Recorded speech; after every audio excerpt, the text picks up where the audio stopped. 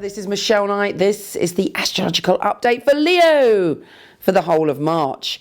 Now, you've been dealing with some very intense and primal energy recently, and that energy is not going to stop just yet. In fact, it's going to be reaching a crescendo. And starting on the 1st, you're like overwhelmed. Anything you've been avoiding, any secrets you've had from yourself, any fears, any primal obsessive emotions all come to the surface at the beginning of this month. And that goes on until the 11th, when that's it. Bang! There's a big bang, and you know the new way forward. You know that this is a new start for you now, where you have made peace with your demons. You've made peace with those primal emotions, and you know how to handle those primal emotions and desires in a new way. Still, there's a little bit of that energy around, particularly as 7 planets are going into a stellium connected to that energy, which is Sun, Moon, Mercury, Venus, Mars, Neptune, and Chiron, are all shining a light. So you're affected emotionally, you're affected in your love life, you're affected in the way that you communicate, you're affected with your basic raw energy, with that primal vibe.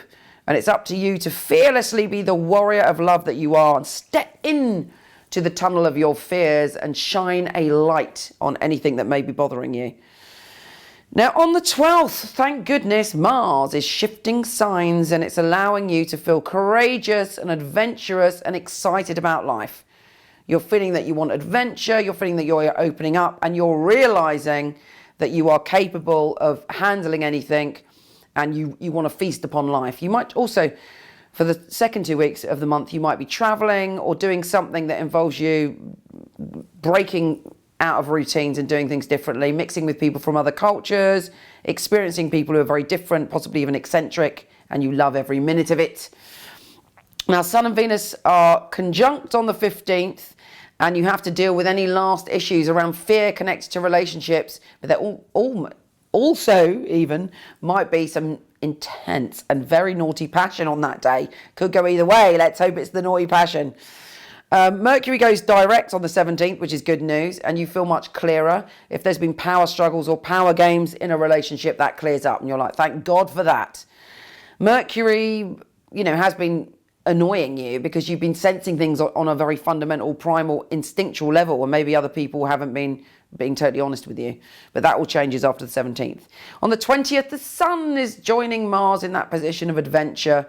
You're glowing, you're shining, you're optimistic, and you're bouncy, and you feel that you've cast off a big old hassle from maybe even the past 2 or 3 months. The month ends actually with quite a feeling of you having to stand your ground. You might find yourself having to deal with a family member or a commitment you've made with a family member, but you have to be totally honest and true to yourself. Do not commit to anything you don't want to commit to, particularly when it comes to family. We have a full moon also on the 27th, before the 29th, when all that happens, allowing you to communicate in a new way and be honest with yourself about your emotions. Take care, and I'll speak to you soon.